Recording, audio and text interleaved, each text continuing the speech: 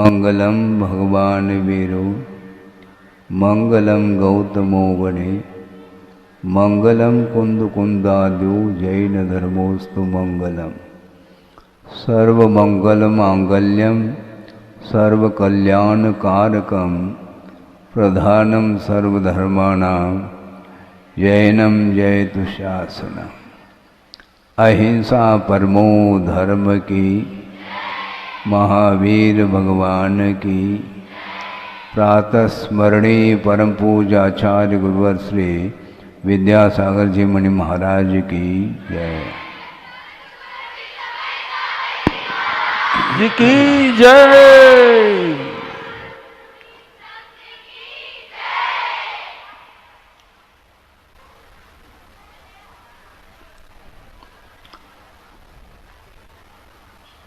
आनंद जो आता है वह शब्दातीत होता है, इसलिए कह रहा हूँ आपके सामने इंग्लिश भाषा में अपने भाव व्यक्त किए जा रहे थे। उसमें शब्दों की दृष्टि से मुझे कोई भी बात समझ में नहीं आ रही थी। इसके उपरांत भी आनंद तो उतना ही लिया है जितना आप लोगों ने लिया।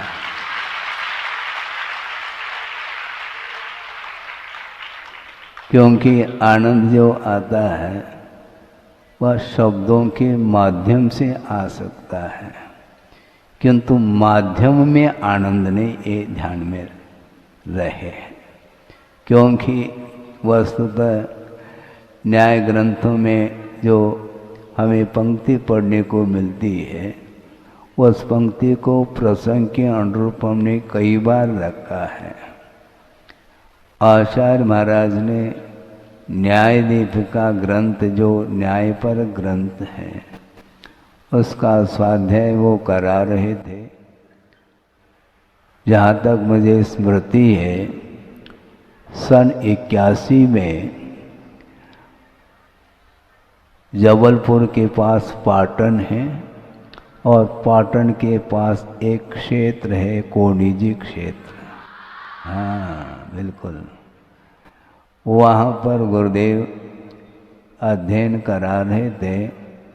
उसमें एक पंक्ति बहुत प्रासंगिक है, यो यत्र अनभिज्ञः स तत्र बाल, ऐसा कहा। अर्थ समझ में आ रहा है, क्योंकि ये इंग्लिश नहीं है, संस्कृत में है। हाँ, यो यत्र अनभिज्ञः, इसका अर्थ है जिस क्षेत्र में जिसका कोई प्रवेश नहीं है, ज्ञान नहीं रखता है, उस क्षेत्र में वह बालक माना जाता है। इसलिए भाषा की दृष्टि से हमें वह पंक्ति लागू हो रही है। क्योंकि इंग्लिश भाषा मुझे आती नहीं, किंतु आनंद जो आप ले रहे थे वह आनंद मुझे भी इसलिए आया है क्योंकि निश्चित रूप से शब्दों में कोई न कोई तथ्य होगा। क्योंकि शब्दों के माध्यम से हम भावार्थ तक पहुंच जाते हैं, तब वह भाव भाषण होता है। एक शब्द प्रत्यय होता है, एक अर्थ प्रत्यय होता है, फिर बाद में भाव प्रत्यय अथवा ज्ञान प्रत्यय माना जाता है। प्रत्यय का अर्थ कारण होता है, माध्यम होता है, तो भाव तक पहुंचने के लिए शब्द भी आवश्यक है।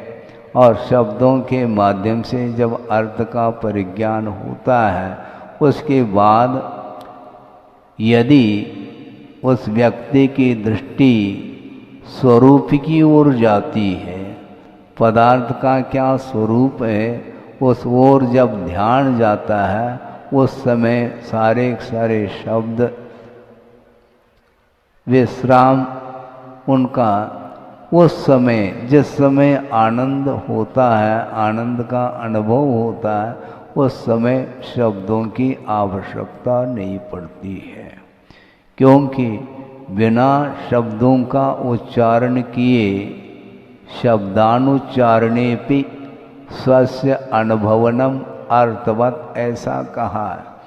किसी पदार्थ को आप जान रहे हैं, उस जानते समय शब्द का आलम्बन लेना अनिवार्य नहीं होता है। जैसा कि अभी आप लोगों ने पूजन किए हैं और अभी भी वो दीप सामने हैं, रखे हैं, वो दीप जल रहे हैं क्या? नहीं। उसको जानते समय दीप ऐसा आलम्बन शब्द का आपने लिया है क्या? नहीं लिया है। बिना शब्द का आलम्बन लिए भी पदार्थ का यथावत ज्ञान हो रहा है और उस ज्ञान के माध्यम से आनंद का अनुभव होता है। इसी को बोलते हैं संवेदन। इसलिए मनोरंजन ही सही। एक हमें प्रसंग याद आ गया। किसी ने किसी व्यक्ति से पूछा, तुम्हें इंग्लिश भाषा आती है क्या? तो उसने कहा, मुझे तो भाषा तो नहीं आती, बहुत प्रयत्न किया है, लेकिन दिमाग जरूर हमने लगाया है। तो क्या हमें तो एक ही वाक्य आता है, दूसरा तो आप जानो। फिर कैसा आपने काम चलाया हम बताना चाहते हैं। उस व्यक्ति ने कहा कि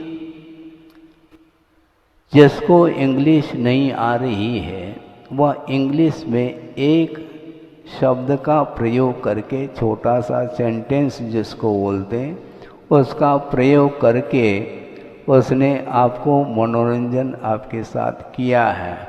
क्या किया है महाराज? उसने कहा कम इन, तो अंदर आ गया।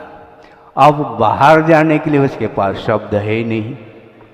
उसने दूसरे रूम के अंदर पहुंचा और कम इन कहा उसने। बात पूरी हो गई। दोनों में कम इन के माध्यम से काम चलाया है, क्योंकि बाहर जाने के लिए जो शब्द चाहिए उसके पास है नहीं, लेकिन एक ही सेंटेंस के माध्यम से काम चलाया है। तो हमें भी काम चलाना है। शब्द यदि भाषा नहीं आती है फिर भी ताली तो बज ही रही है। बहुत कठिन होता है। आचार्यों ने प्राकृत और संस्कृत में आगम की रचना की है, ग्रंथों की रचना की है। आज कोई भी व्यक्ति न संस्कृत पढ़ना चाहता है न प्राकृत पढ़ना चाहता है। उसको पढ़ाने वाले बहुत विरल ही व्यक्ति होते हैं जो पढ़ाते हैं। और आचार्य ज्ञान सागर जी महाराज के सानिध्य में गुरुदेव ने क्या श्रम किया होगा हम अनुमान तक नहीं लगा पाते हैं। 20 साल की उम्र में उनके चरणों में पहुँचे हैं। 1 साल आचार्य देशभूषण जी के संग में रहे। उसके बाद मात्र 11 महीने रहे आचार्य ज्ञान सागर जी के सानिध्य में, ब्रह्मचर्य अवस्था में, और उन्होंने दीक्षित कर दिया। कन्नड़ भाषा भाषी आप जानते हैं कन्नड़ क्या हो। कई लोग कहते महाराज ये जो लिपि जो है ना ये जलेबी जैसे लगती है। आपको जैसे भी लगे, किंतु लिपि तो लिपि है। ग्रंथ खोल करके आप लोग पढ़ते हैं, उसमें क्या देखने में आते हैं आपको? कोई बता सकता है? ग्रंथ खोल करके आप पढ़ रहे हैं, पढ़ने में क्या आ रहे हैं? शब्द आ रहे हैं क्या? नहीं, क्योंकि शब्द कर्णेंद्रिय का विषय होता है। वहाँ पर जो पढ़ने में आ रहा है वह लिपि है, संकेत है, शब्द के संकेत मात्र है। आत्मा ऐसा जो लिखा हुआ मिलता है वह चक्षु इंद्रिय का विषय बन रहा है, जबकि आत्मा यह जो ध्वनि आई है ये कर्णेंद्रिय का विषय है, किंतु उपचार से उसको भी शब्द की संज्ञा दी है। वस्तुतः वह शब्द नहीं, शब्द के संकेत है। किंतु व्यवहार में यही कहने में आता है कि ये शब्द हैं, शब्द शब्द मिल करके वाक्य का निर्माण होता है, अक्षर अक्षर मिल करके शब्द की उत्पत्ति होती है। इस प्रकार व्यवहार में कथन करने में आता है, किंतु वस्तुतः चाहे वह अक्षर हो, चाहे वह शब्द हो, चाहे वह वाक्य हो, वो सारा सारा विषय कर्णेंद्रिय का विषय माना जाता है। तो इसी प्रकार विभिन्न भाषाओं में वस्तु तत्व का बोध हमें होता है। वस्तुतः भाषा एक माध्यम है, भाषा में आनंद नहीं, भाषा के माध्यम से ज्ञान तक पहुंचने में आनंद है। क्योंकि सुबह भी चर्चा चल रही थी कि आनंद अलग वस्तु है, कल भी वह विषय रखा था, किंतु छात्र आज जो कल आए थे वो चले गए और आज छात्राएं अलग रूप से आई है, तो प्रतिभा स्थली की है। उनके सामने भी यही रखा गया कि वस्तुतः ज्ञान अलग वस्तु है और आनंद अलग वस्तु है। जिस समय तनावपूर्ण स्थिति में हम रहते हैं उस समय ज्ञान काम नहीं करता।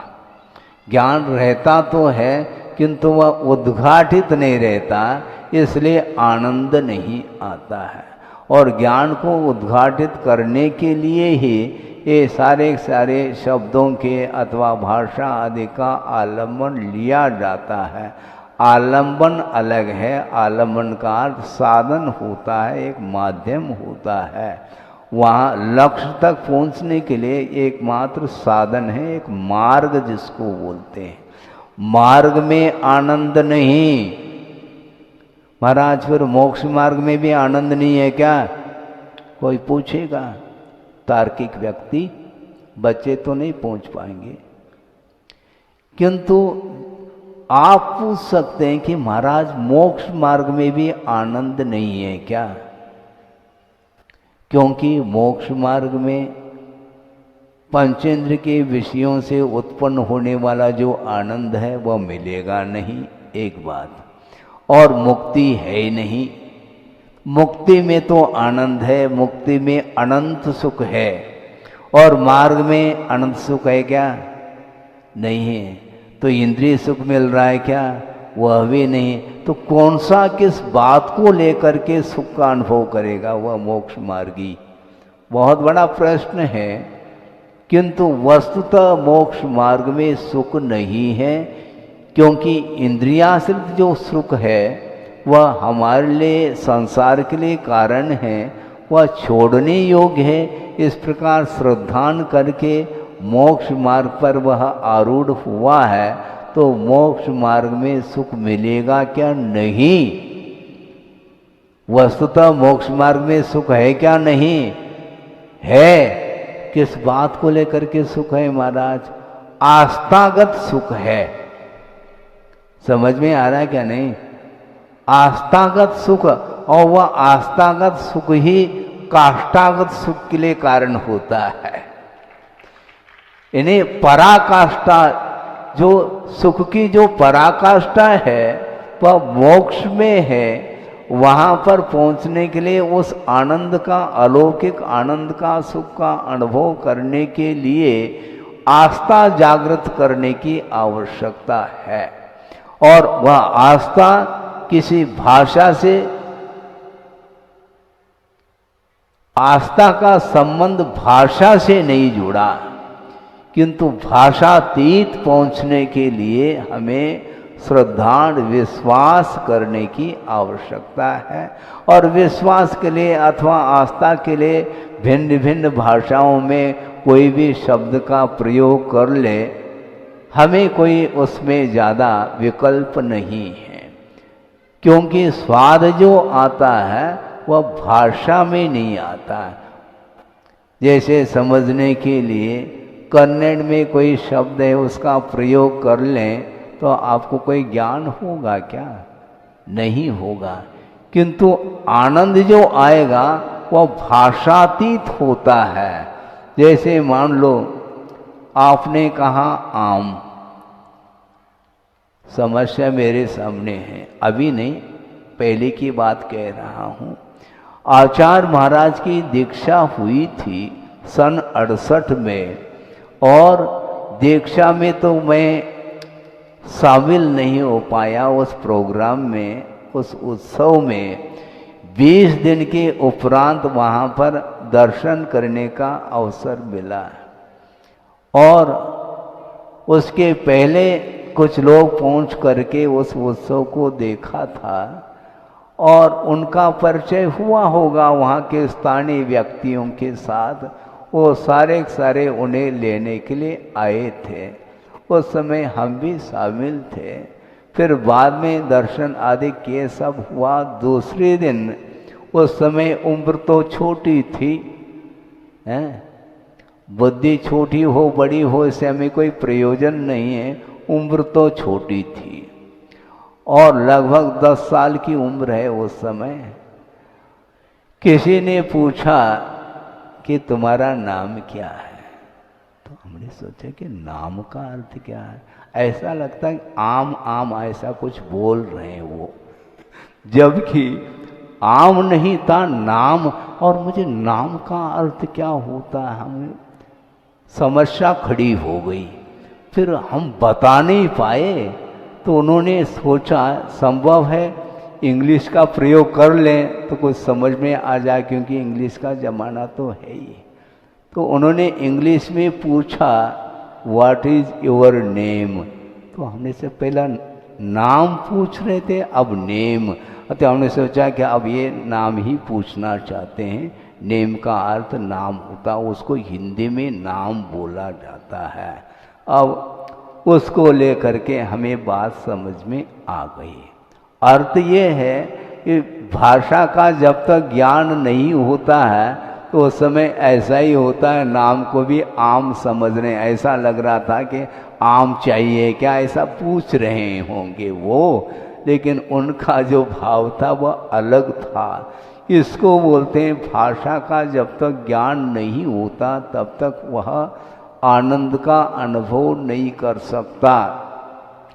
किंतु मोक्ष सुख का हमें लाभ लेना है, उसको प्राप्त करने के लिए शब्दातीत अवस्था में ही वह सुख और शांति मिल सकती है। और आज मैं 3 दिन से देख रहा हूँ छोटी छोटी बालिकाओं को लेकर के, उनको किसी भी प्रकार से कोई विकल्प नहीं है। हम पूछना चाहेंगे उनके लिए कोई विकल्प है क्या? हाँ, देखो इसको बोलते हैं अग्रिम पंक्ति में जो बैठी हुई बालिका हैं उनमें, और अंतिम जो पंक्ति हैं वहाँ पर बैठी हुई बालिका में, किसी भी बालिकाओं में कोई विकल्प नहीं, कोई तनाव नहीं है कि हमें लास्ट में बैठने को मिला है, इनको पहले पंक्ति में बैठने को मिला। इस बात को लेकर के कोई विकल्प है ही नहीं। इसी को बोलते हैं सहज अवस्था। और कोई दूसरा हो तो देख लो, हमें सामने बुलाया नहीं जा रहा है, ऐसे भी बात आ सकती है। ये छोटे अवस्था में नहीं, ये बड़े होने के उपरांत ज्ञान का जैसा जैसा विकास होता है वैसे वैसे और प्रतिष्ठा का भी ख्याल आ जाता है उसके अंदर, जबकि मोक्ष मार्ग में प्रतिष्ठा की बात नहीं है। क्योंकि प्राण प्रतिष्ठा होने के उपरांत भगवान पूज्य बनते हैं। भगवान की प्रतिमा लाई गई मान लो, और उसको जब तक हम प्रतिष्ठित नहीं करते हैं तो उसमें पूजता नहीं है, इसलिए आप लोग भी पूजन आदि नहीं करते हैं। जब प्रतिष्ठा विधि के अनुरूप जब उसमें भगवान के गुणों का आरोपण किया जाता है, फिर बाद में वह पूज्य बन जाता है। तो इसलिए हमें पूज्यता की ओर दृष्टि रखनी चाहिए, स्वयं की प्रतिष्ठा नहीं। भगवान प्रतिष्ठित है, हमारा स्वर्णिम अवसर है। इस पंचम काल में साक्षात प्रभु का दर्शन हम नहीं कर सकते, किंतु प्रभु का क्या स्वरूप है, वो स्वरूप को गुरुदेव ने बताया है। शुरुआत में जब मैं आया था उस समय भारी हमारी क्या हालत थी, हम ही जानते, दूसरा नहीं समझ पाएगा। दूसरा क्या समझेगा, वो हम ही जानते। छोटी सी पतली सी किताब हमारे हाथ में दी थी। जिस दिन सन 75 में महावीर जयंती का वह अवसर था, समय था, उस समय गुरुदेव ने ड्रेस चेंज करने की आज्ञा दी थी और ड्रेस चेंज करने के उपरांत एक छोटी सी किताब हमारे सामने आ गई। अब उसको देख करके लगता है अब बीज क्या वस्तु है और वह आगे का विकास किस ढंग से होता है। वह किताब थी जिसके अंदर केवल विनती थी। विनती समझते हैं, विनती का अर्थ निवेदन भी होता है, वो नहीं, किंतु स्तुति। प्रभु पतित पावन मैं अपावन, वो मैं पढ़ता था। हाँ, उसमें 12 भावना भी लिखी हुई थी। हाँ, क्या राजा राणा छत्रपति, हाँ, हाथिन के असवार। तो हम सोचते थे कि हाथिन के ऐसा क्यों बोलते हैं, हाथी बोलना चाहिए, उसमें हाथिन के असवार। हमें समझ में नहीं आती थी वह पंक्ति, अब समझ में धीरे धीरे आने लगा। इसको बोलते हैं विकास किस ढंग से होता है। वो प्रभु पतित पावन पढ़ते पढ़ते पढ़ते इतना प्रभु बनने के लिए जो ज्ञान मिला है वह कहाँ से मिला है। बिना गुरु के प्रभु का ज्ञान भी संभव नहीं है।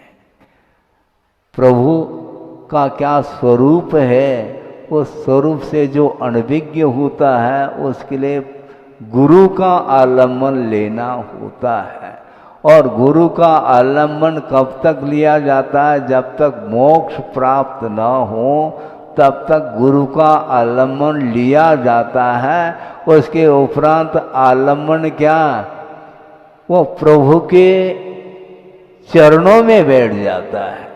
अनंत शुद्ध परमिष्टि जहाँ पर है वहाँ पर आपको बैठने के लिए जगह मिलेगी।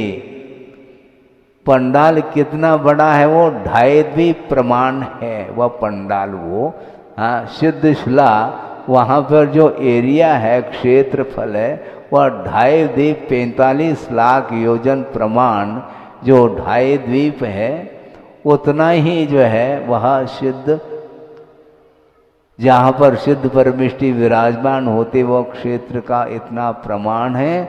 और उसी क्षेत्र में अनंत सिद्ध परमिष्टि समाहित हैं, फिर भी जगह आपके लिए मिलेगी। उन्हीं की गोद में बैठेंगे, ये ध्यान रखो। हाँ, सब लोग वहीं पर मिलेंगे। हाँ, जो इंग्लिश में बोलने वाले हैं वो भी मिलेंगे और जो हिंदी में बोलने वाले वो भी मिलेंगे, जो बुंदेली में बोलने वाले अथवा कन्नड़ मराठी में बोलने वाले वहीं पर मिलेंगे। किंतु एक दूसरे के साथ कोई भी वार्ता नहीं होगी, क्योंकि शब्दातीत वह अवस्था है, वहाँ पर शब्द काम नहीं करते, मात्र ज्ञान ही काम करता है और ज्ञान के माध्यम से आनंद लिया जाता है। और अभी 10 बज गया है, इसलिए मध्याह्न में और विशेष रूप से आपके सामने बालिकाओं के माध्यम से और बहनों के माध्यम से वक्तव्य आदि सुनने को मिलेंगे। और जो भी प्रस्तुति आदि होगी उसको भी हम देखेंगे, क्योंकि हम प्रस्तुति कर सकें या न कर सकें इसका हमें कोई विकल्प नहीं है, हमें स्तुति करना है। कल भी हमने यही बात करी थी और आज भी यही बात हम रिपीट कर रहे हैं। हमें स्तुति करने में उतना ही आनंद है आपकी प्रस्तुति को देख करके, क्योंकि इतनी छोटी छोटी बालिकाओं को लेकर के मन बड़ा प्रसन्न होता है। क्यों? क्योंकि गुरुदेव ने दिया है, क्योंकि प्रकट कर दिया, दिया दे दिया। इस प्रकार आप लोग बोलते हैं बहुत, ये आप लोगों के माध्यम से ये सारे सारे हाइकू हमें सुनने को मिल रही हैं। हाँ, हम बहुत ज़्यादा हाइकू तो हम नहीं जानते हैं, एक आध हाइकू भी हम पढ़ लें और उसका मर्म समझ में आ जाएगा तो पूरा का पूरा आनंद जो आप लोगों को आ रहा है वह मुझे भी आएगा, क्योंकि हमारी स्थिति भी सबकी स्थिति उसी रूप में थी और वर्तमान में धीरे धीरे विकास हो करके ज्ञान का विकास जब होता है तो अपने आप ही वस्तु की गहराई पकड़ में आती है। ज़्यादा समय नहीं है, इतना ही पर्याप्त समझता हूँ कि कमेंट इतना ही पर्याप्त है हमारे लिए बाहर जाने के, क्योंकि बड़े मुश्किल से तो भीतर आते हैं, बाहर जाने की बात ही नहीं करना चाहिए। गो आउट ऐसा कहेंगे तो बाहर जाएंगे, बाहर जाने के लिए आदेशित किया जा रहा है। हम क्यों आदेशित करें आपको बाहर जाने के लिए? आपको अंदर ही आना है, अंदर आने से ही आनंद आता है। अहिंसा परमो धर्म की जय। वर्तमान हमेशा भविष्य के निर्माण के लिए कारण हुआ करता है और लगभग कितने वर्ष हो गए, 2006 में इसका उद्घाटन हुआ था विद्यालय का, और उस समय जो देखने में दृश्य आता था उसमें भविष्य सारा का सारा गर्भित था और आज वह भविष्य वर्तमान में परिवर्तित होकर के हम और आपके बीच में आया है। और इस दृश्य को और जीवन के उत्थान को देखते हुए अब भविष्य में कुछ कहने के लिए हमारे पास शब्द नहीं हैं, क्योंकि शब्दों के माध्यम से जो भी भावों की अभिव्यक्ति होती है वह शब्द तक सीमित हुआ करती है, किंतु शब्दातीत ज्ञान की परिणति हुआ करती है। ज्ञान के माध्यम से वस्तु तत्व का बोध होता है और उस बोध को कराने में एकमात्र शब्द माध्यम हुआ करता है। और आप लोगों के बीच में इन छात्राओं ने जो भी प्रस्तुति की है वह प्रस्तुति अनूठी प्रस्तुति है और भविष्य में अब उम्मीद रखने की कोई आवश्यकता नहीं। आज वर्तमान में इस प्रकार की कलात्मक दृष्टि से जो कुछ भी देखने में हम और आपको आया है इसमें और विकास होगा, इसमें कोई संदेह नहीं है, क्योंकि जिस कार्य के लिए गुरुदेव का मंगलमय आशीर्वाद हो और वह साकार न हो ऐसा मैं नहीं मानता। किसी को विश्वास हो अथवा न हो इससे हमें कोई प्रयोजन नहीं है। प्रत्येक व्यक्ति को जो गुरुदेव ने कार्य दिया है आप लोगों के लिए किसी के समर्थन की अपेक्षा नहीं रखना, क्योंकि गुरुदेव का ये कहना है हमें किसी के समर्थन की इसलिए आवश्यकता नहीं, जिसको समर्थन की आवश्यकता होती है तो शायद मैं समझता हूँ कि उसको अभी भी अपने कार्य के प्रति अविश्वास जैसा लगता है। किंतु गुरुदेव का ये कहना है, इसमें विश्वास रख कर के, आस्था रखते हुए, श्रद्धान रखते हुए, बल्कि श्रद्धान सामान्य हुआ करता है और समर्पण विशेष हुआ करता है। और श्रद्धान के साथ साथ समर्पण भाव के साथ जिन छात्राओं ने रात दिन एक करके जो आपके सामने प्रस्तुत किया है, वह न भूतो न भविष्यति वाली बात है।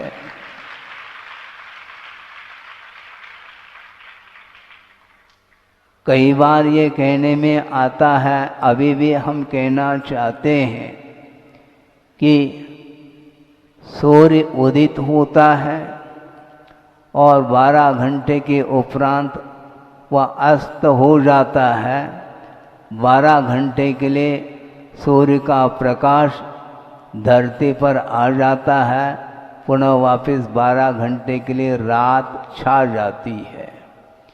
यह तो सूर्य की स्थिति है, किंतु ज्ञान रूपी जो सूर्य है वह कभी भी अस्त नहीं हो सकता। इसको ध्यान में रखना चाहिए सबके लिए। इसलिए कभी भी कोई भविष्य की चिंता नहीं करनी चाहिए, क्योंकि सारा प्रत्येक व्यक्ति का भविष्य वर्तमान के ऊपर आधारित है। इसलिए श्रमण संघ के लिए, समाज के लिए और सभी प्रकार की ये जो मंडली बैठी है, मंडल बैठा है, सबके लिए गुरुदेव का यही कहना है कि वस्तुतः विश्वास बहुत बड़ी चीज है और विश्वास के बिना कोई भी कदम चारित्र के क्षेत्र में, धर्म के क्षेत्र में नहीं पढ़ सकते हैं। एक प्रसंग आपके सामने रख रहा हूँ, बहुत वह प्रासंगिक प्रसंग है, हमने पढ़ा था और वह सारा विषय देखने को मिलता है। वह प्रसंग यह है कि संत विनोबा जी हुए हैं, आप परिचय हो उनका, उनके पीछे संत लगा हुआ है विशेषण। संत के समान उनकी चर्या हो सकती है, इस अपेक्षा से उनके लिए संत ऐसा विशेषण जुड़ा हुआ है। और संत विनोबा भावे का एक प्रसंग है, वह बहुत ही प्रासंगिक समझता हूँ। उनकी माँ प्रतिदिन उठ करके क्या जमाती है? दही। किंतु दही जमता कैसा है? वस्तुतः दूध ही जमता है, लेकिन व्यावहारिक भाषा में कहने में आता है दही जमाया जाता। कोई बाधा नहीं, हमें उस व्यवहार के साथ हम भी जुड़े हुए हैं। और वह प्रतिदिन माँ उठ करके दही जमाती है। दही किससे जमती है? जामन डालने से, दूध में जामन डालने से वह दूध दही के रूप में परिवर्तित हो जाता है। ये प्रतिदिन का क्रम था उनका, और प्रतिदिन जामुन डालती है और दही जम जाता है। किंतु जब विनोबा जी बड़े हो गए, उन्होंने माँ के सामने एक बात रखी कि माँ, आपकी सभी बात तो हमें समझ में आ रही है, आती है, किंतु ये तो बताओ कि दही, वो इसलिए जिज्ञासा रख रहे हैं क्योंकि प्रतिदिन जो माँ दही जमाती है उस समय जामन डालते हुए राम को स्मरण में लाती है। तो उन्होंने सोचा कि माँ आप दही जमा रही है, दही किससे जमता है मुझे बताओ। जामन से जमता है दही, क्या राम के नाम लेने से दही जम जाता है, क्या दोनों से जमता है? यदि राम के नाम से यदि दही जम जाता है तो जामन डालने की क्या आवश्यकता है? और जामन डालने से ही दही जम जाता है तो राम के नामस्मरण करने की क्या आवश्यकता? ये जिज्ञासा उसके अंदर आई। जिनेंद्र भगवान के जो चरण युगल है वे कैसे हैं? तो कह रहे हैं आचार्य मानतुंग स्वामी कह रहे हैं भक्ता मर प्रणत मोल मणि प्रभानाम उद्योतकम जिनपाद युगम। जिनेंद्र भगवान के चरण युगल कैसे हैं? तो भक्त के रूप में कौन है? अमर अर्थात स्वर्गीय देव, उनके मुकुटों में जो मणियां हैं उन मणियों की प्रभा के माध्यम से जिनके चरण युगल और कैसे वो उद्योतकम, जिनेंद्र भगवान के चरण युगल प्रकाशित करते हैं किसको?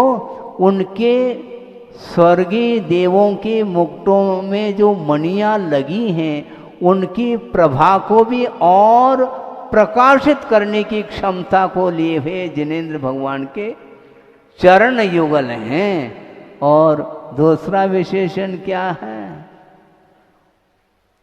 बोलो?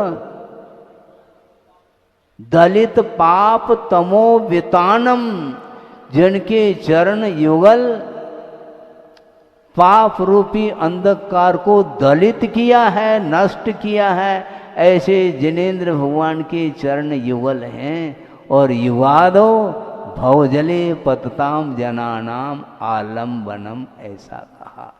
युग के आदि में भव समुद्र में डूबने वाले संसारी प्राणियों के लिए आलम्बनीय है, ऐसा कहा।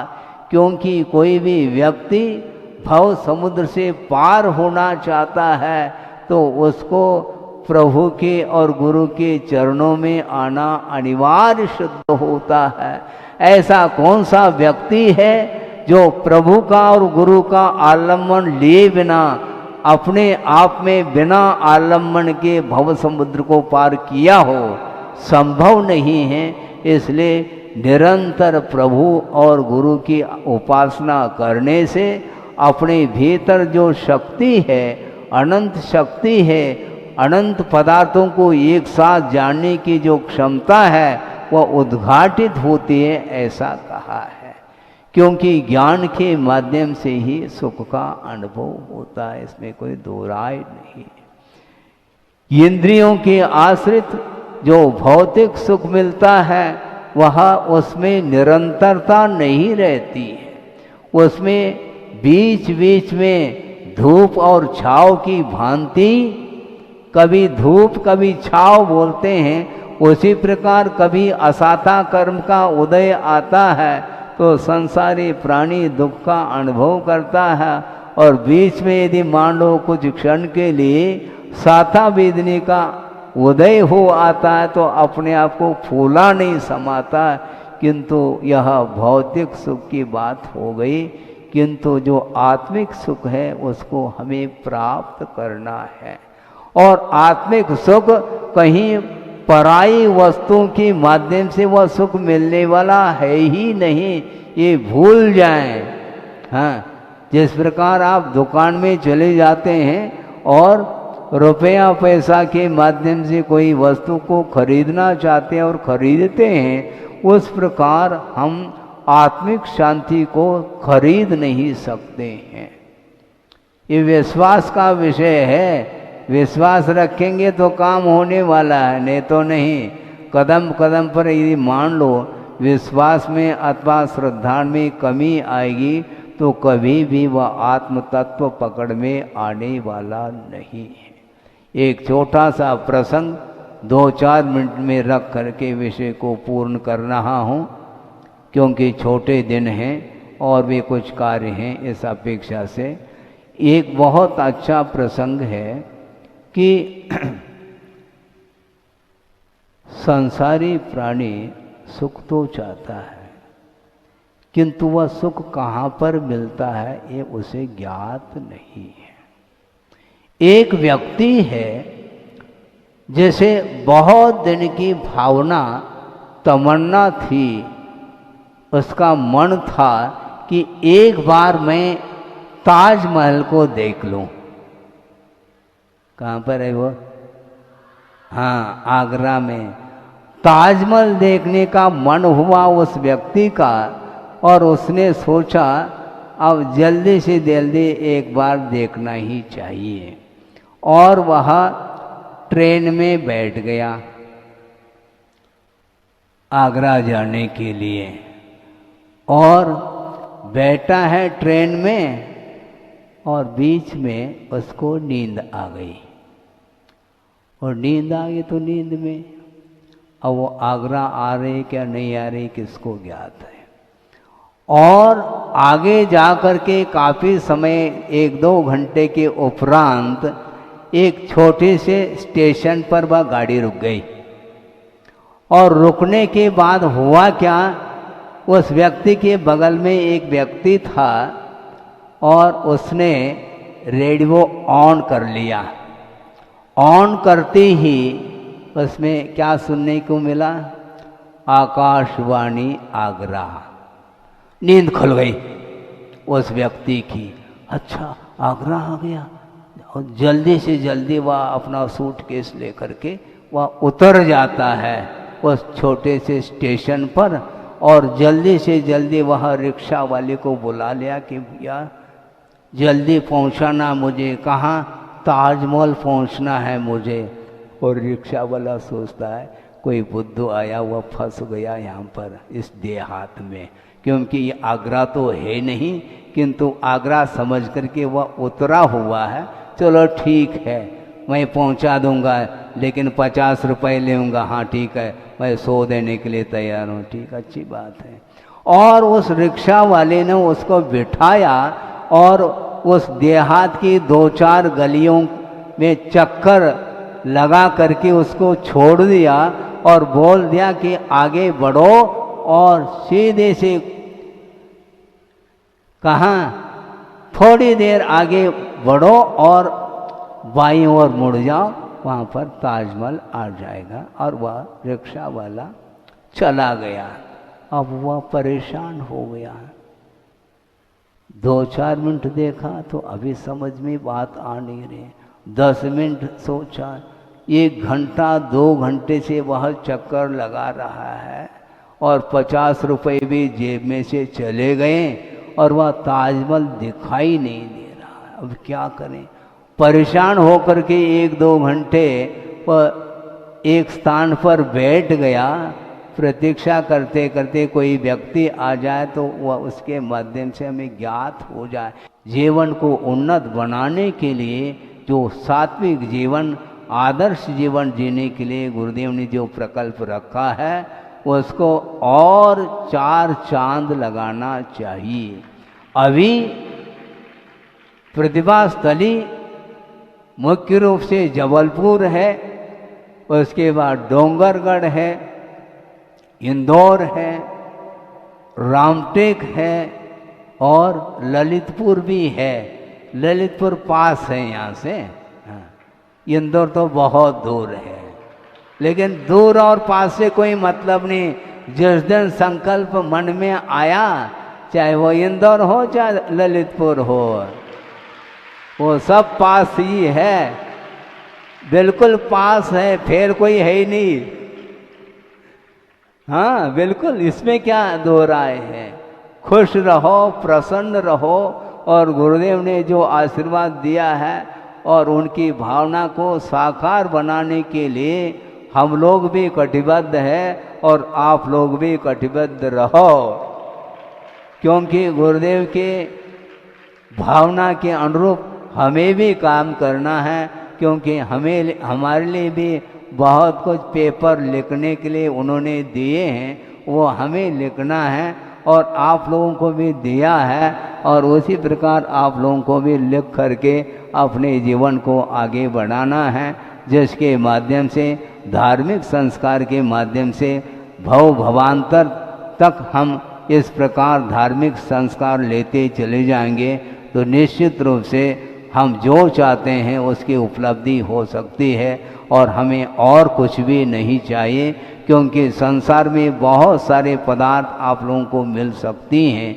और उसके माध्यम से जो कुछ भी हमें शांति का अनुभव होता है वो भौतिक शांति है, किंतु आत्मिक शांति को प्राप्त करने के लिए भौतिकता से ऊपर उठ करके देव शास्त्र गुरु की उपासना करते हुए हम आगे बढ़ेंगे तो निश्चित रूप से प्रभु बनने के लिए हमें देर नहीं लगने वाला।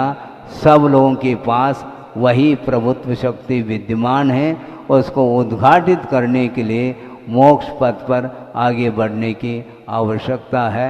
अहिंसा परमो धर्म की जय। सन 89 में गुरुदेव के संकेत एवं मंगलमय आशीर्वाद से पिंडरे नगर को अवसर मिला था। समता सागर जी महाराज और उन्होंने वहाँ पर चातुर्मास संपन्न किया, और उस चातुर्मास के दौरान उन्होंने पिंडरी को व्रती नगरी घोषित किया था।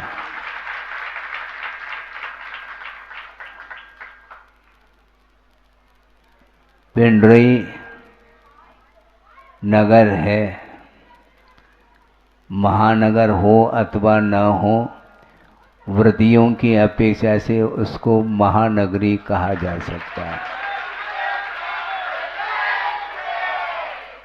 पूरे बुंदेलखंड में जो छोटे छोटे नगर हैं, गांव हैं, वहाँ पर व्रतियों की संख्या अनगिनत है, मैं समझता हूँ। और वहाँ पर उन्होंने संपन्न किया था चातुर्मास। उसके बाद यह द्वितीय चातुर्मास, और उन्होंने वहाँ पर चातुर्मास स्थापित करके अब लगभग, और उस समय उनके चातुर्मास के पूर्व में गर्मी में पिंडरे से गुजरता हुआ ही मैं कुंडलपुर, और उस समय भी वहाँ के समाज ने चर्चा की थी कि महाराज पंच कल्याणक होना है आदि आदि, और एक नवनिर्मित जिनालय का निर्माण भी उन्हें करना था। जो जिनालय हैं शायद संभव है उसी को डिसमेंटल करके शायद नवनिर्माण हो रहा है, ऐसा सुनने में आया है। बहुत अच्छी बात है, क्योंकि हम पहले भी कई बार अवसर पर प्रसंग के अनुरूप कहा है कि वित्त का अर्जन किया जाता है जीवन यापन करने के लिए, किंतु उसमें से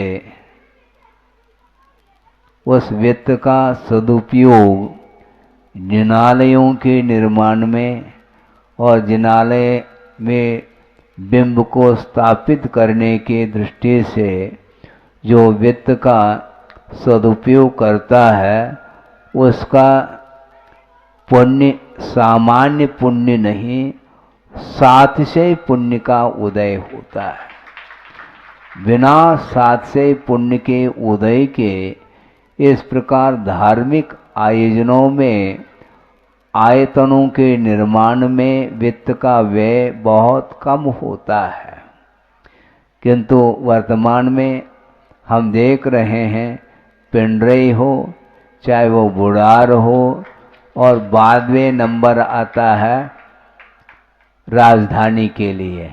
हाँ, राजधानी कहते वो बिल्कुल उत्साहित हो रहे हैं भोपाल वाले। वहाँ पर भी आरिका संघ हैं, गुरुमती जी आदि, और संघ के साथ वहाँ पर चातुर्मास, और हबीबगंज में वहाँ पर बहुत बड़ा विशाल जिनालय का निर्माण वहाँ पर निर्माण अधीन है।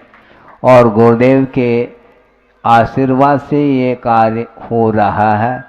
जहाँ कहीं भी जिनालयों का निर्माण हो रहा है, गुरुदेव के आशीर्वाद से वो उन्हीं के प्रकल्प हैं, और उनको पूर्ण करने के लिए आप सभी कटिबद्ध हैं।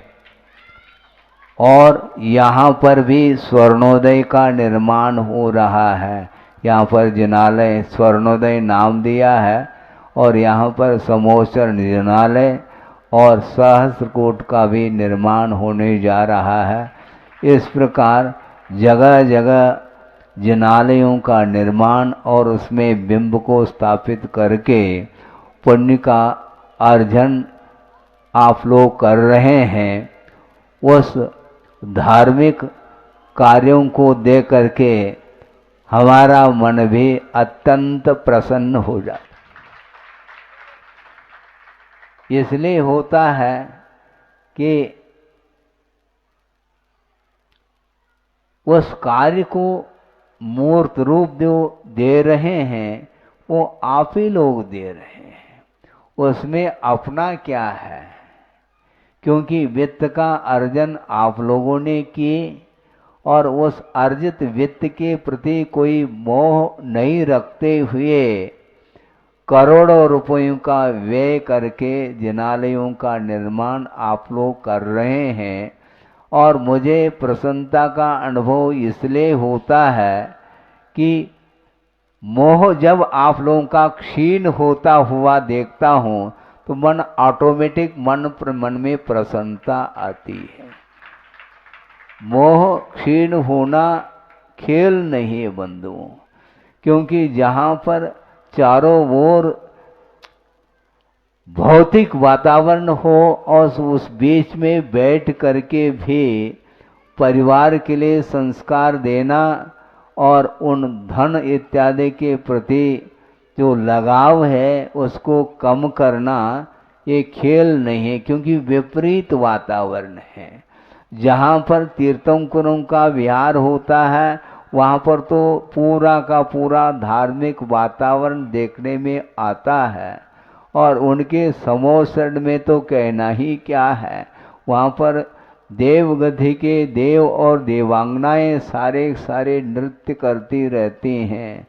वही वातावरण यहाँ पर भी हम चाहते हैं कि यह पंचम काल में गुरुदेव रहें, और अभी भी मैं रहें ऐसा ही मान रहा हूँ। हाँ, क्योंकि उनके बिना, उनकी आराधना के बिना, उनकी उपासना के ये इस प्रकार के बड़े बड़े कार्य आप लोग कर ही नहीं पाते हैं। इसलिए बहुत अच्छा सुअवसर है। इसी प्रकार का ये जगह जगह, गांव गांव, शहर शहर इस प्रकार का धार्मिक वातावरण बना रहे, और हजारों सालों के लिए पाषाण निर्मित जो जिनालय हैं इसके माध्यम से बहुत बड़ी प्रभावना है। क्योंकि आरसीसी वर्क भी होता है, किंतु 150 साल के लिए वह रहता है, उसके उपरांत पुनः जीर्णोद्धार की बात आती है। किंतु गुरुदेव की भावना, उनका जो सोच विचार है, वह हजारों साल तक वह सारे सारे जिनालय जीवित रहें, और हजारों हजारों साल के लिए दूर दूर के जो समाज जनता आकर के प्रभु की उपासना करने के लिए आएं, और दर्शन पूजन अर्चन आदि करके भवांतर का जो पाप है, संचित पाप, उसको धोने के लिए अवसर प्रदान किया है गुरुदेव ने। सोचो, विचार करो, कितना पवित्र परिणाम उनके अंदर होगा। उनके अंदर कोई भी स्वार्थ नहीं था, इसलिए क्योंकि उनका जीवन परमार्थमय रहा है। अर्थ की ओर उनकी दृष्टि नहीं रही और परमार्थ की आराधना करते हुए उन्होंने विश्व के लिए एक आदर्श प्रस्तुत किया है। और यह न भूतो न भविष्यति वाली बात है। इसलिए आप लोग जहाँ से भी आए हैं वहाँ पर आप रहें, किंतु इस प्रकार के पवित्र कार्य करते हुए अपने जीवन को कृतार्थ करने का भाव हमेशा आप लोगों के अंदर होना चाहिए, क्योंकि धर्म के अलावा और कोई पार लगाने वाला कोई साधन नहीं है। हाँ, यो धरती उत्तमे सुखे सत्वान अर्थात जीवान संसार दुख था उद्धृत्य। संसार रूपी दुख से उठा करके यदि उत्तम सुख अर्थात मोक्ष सुख में स्थापित कराने का यदि कोई श्रेय है तो वह धर्म के लिए जाता है। धर्म के बिना भव समुद्र से पार होना संभव ही नहीं है। और वह धर्म किसी दुकान में किसी मकान में खरीदने योग्य वह वस्तु है ही नहीं, क्योंकि आत्मगत जो पवित्र उज्जवल परिणाम है उसी का नाम धर्म कहा है, और आत्मगत जो पापमय परिणाम है उसी का नाम अधर्म कहा है।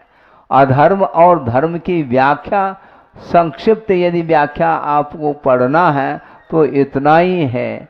आज तक जो कुछ भी संसारी प्राणी को अच्छा लगा है वह तो हुआ अधर्म, और जो अभी तक अच्छा नहीं लगा वह हुआ धर्म। क्या अच्छा लगा?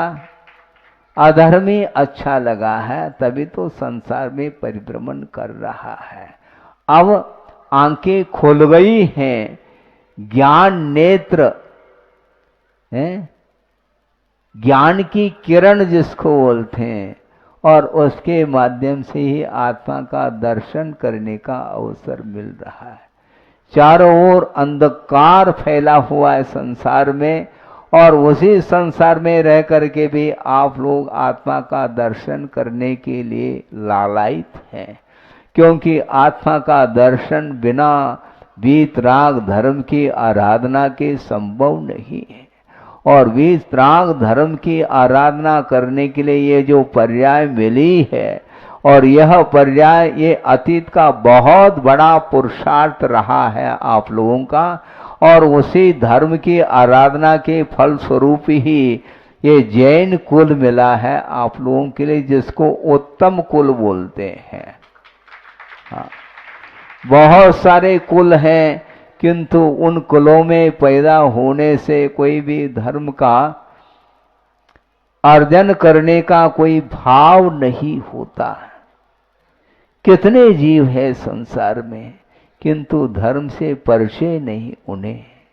धर्म और अधर्म में क्या अंतर है, पुण्य और पाप में क्या फर्क है, संसार और मुक्ति में क्या स्वरूप की अपेक्षा से भेद है, इसकी कोई भी जानकारी उन्हें नहीं है। इसलिए संसार में पशु के समान वह संसारी प्राणी परिभ्रमण कर रहा है, और धर्म का परिचय जिन्हें नहीं है तो उनका जीवन क्या है आखिर? मानव जीवन मिलने के उपरांत भी जिसके जीवन में मानवता नहीं आई तो वह उस मानव धर्म को आचार्यों ने पशु के समान माना है। इसलिए आप लोगों ने जो पुरुषार्थ किया है विगत जीवन में, उसका परिणाम सामने आ रहा है। क्योंकि ये जो कुछ भी देखने को मिल रहा है धार्मिक वातावरण, इसके पीछे कर्म का बहुत बड़ा योगदान है। वह सात से पुण्य का योगदान इसी को बोलते हैं। उसके बिना ये आर्यखंड का मिलना, सच्चे देवगुरु शास्त्र का समागम होना, निरोग शरीर का मिलना, ये सारा ये दुर्लभतम वस्तु है। उन वस्तुओं को आप लोगों ने प्राप्त किया है, उसका सारा सारा उपयोग बनती कोशिश धार्मिक कार्य में ही करना चाहिए, क्योंकि मोक्ष मार्ग की सामग्री के माध्यम से कभी भी संसार की इच्छा नहीं करना चाहिए। संसार से मुक्त होना चाहो तो धर्म ध्यान की जो सामग्री है उसके माध्यम से धर्म ध्यान ही किया जाता है, क्योंकि आर्थ ध्यान की जो सामग्री है उसके माध्यम से कभी भी धर्म ध्यान नहीं हो सकता। इसलिए आप लोगों को धर्म ध्यान करना है तो धर्म ध्यान की सामग्री आप लोगों के लिए पर्याप्त मिली है, और गुरुदेव का सानिध्य आप लोगों ने सालों प्राप्त किए हैं। वो सारे सारे संस्कार आपके अंदर जो आए हैं केवल गुरुदेव की उपासना के माध्यम से वो आए हैं। और जिस प्रकार आप लोगों का विकास देखने को मिल रहा है उसी प्रकार स्वयं अपना भी विकास उनके सानिध्य के कारण ही इतना विकास हुआ, अन्यथा अपना कहाँ पर रहना होता, किसके साथ संबंध होता, कोई भी कह नहीं सकते। गुरुदेव यदि नहीं मिलते तो हमारा क्या होता कौन जानता है। दुनिया में अनंत जीव हैं, सब अपने अपने संबंध को लेकर के जी रहे हैं।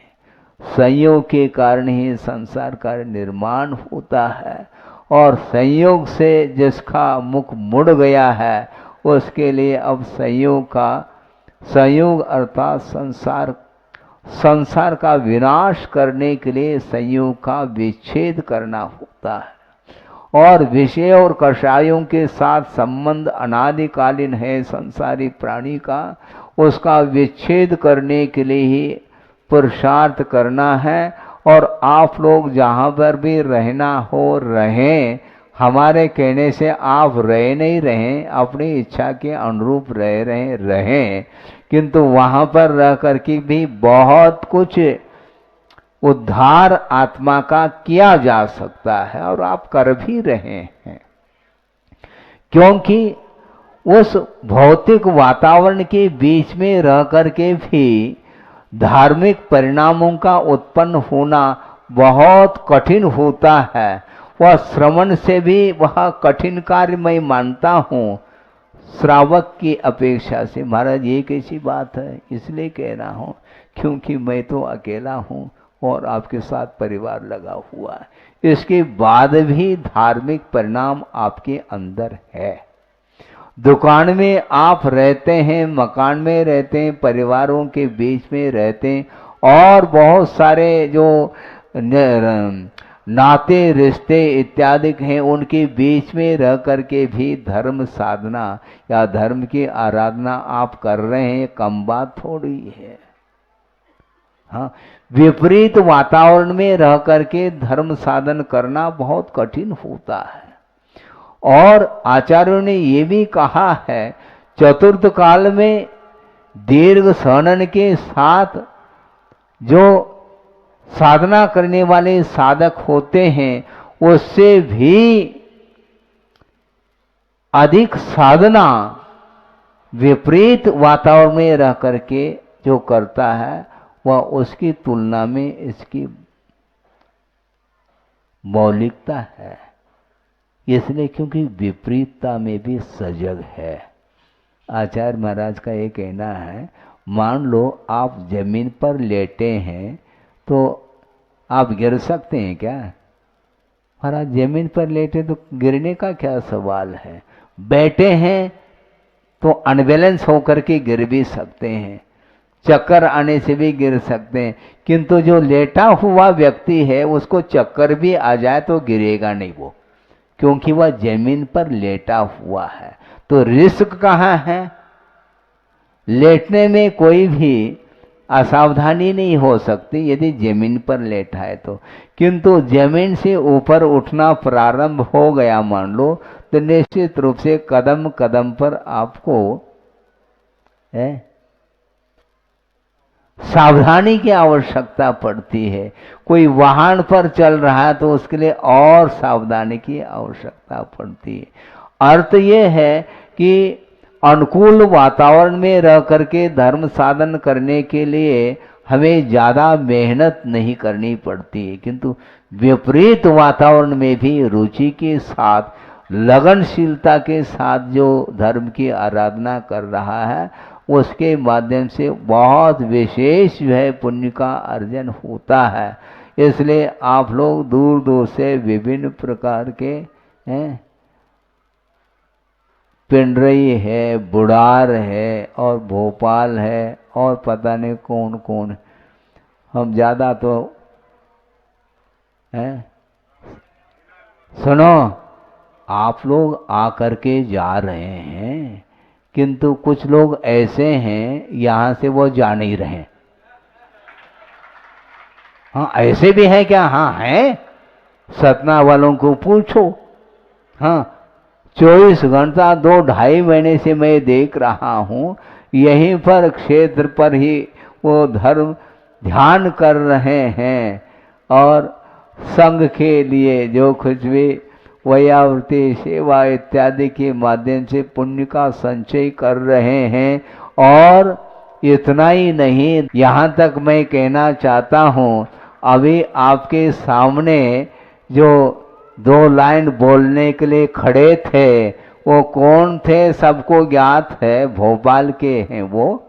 किंतु पहले से यहाँ पर भोपाल के वो व्यक्ति जो खड़े हो करके आपके बीच में बोला था 2 लाइन, वो कौन है वो?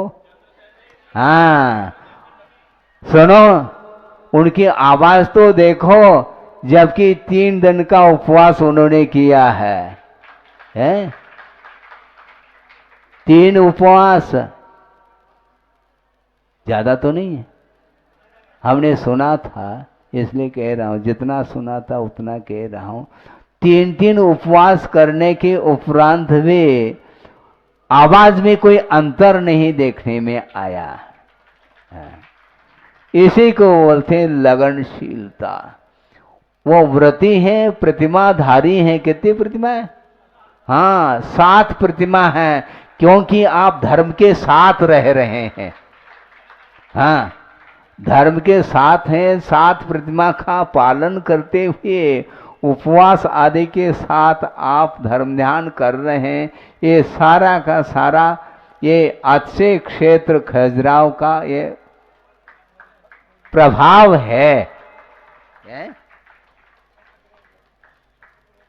हाँ, छतरपुर वाले भी हैं कह रहे हैं, बिल्कुल बहुत सारे हैं, क्योंकि शांतिनाथ भगवान की छत्र छाया में हैं वो छतरपुर वाले, इसलिए सब लोग धर्म ध्यान कर रहे हैं।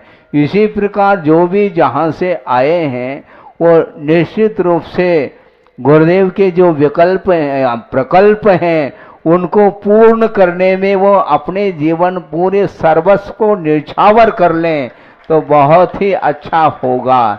निश्चित रूप से अनुमान नहीं, मुझे तो पूरा का पूरा, अब उसको उम्मीद नहीं कह सकते, पूरा विश्वास है निश्चित रूप से वह अत्यल्प काल में उन प्रकल्पों को पूर्ण रूप दे करके, मूर्त रूप दे करके अपने आप को भाग्यशाली मानेंगे। कोई वादा नहीं, बहुत अच्छा आप लोगों ने कार्य किया और इसके लिए अपने आप में मानना पड़ेगा, पुण्यशाली तो आप है ही। और इसी प्रकार और विशेष रूप से पुण्य का अर्जन आप करेंगे और अपने जीवन को उन्नत बनाने के लिए पुरुषार्थ करेंगे। अहिंसा परमो धर्म की जय। बोधि समाधि परिणाम शुद्धि स्वात्मोपलब्धि शिव शोक शुद्धि चिंतामणिम चिंतित वस्तुदाने त्वां वंद मानस्य ममास्तु। परम पूजाचार्य गुरुवर श्री विद्यासागर जी मुनि महाराज की जय।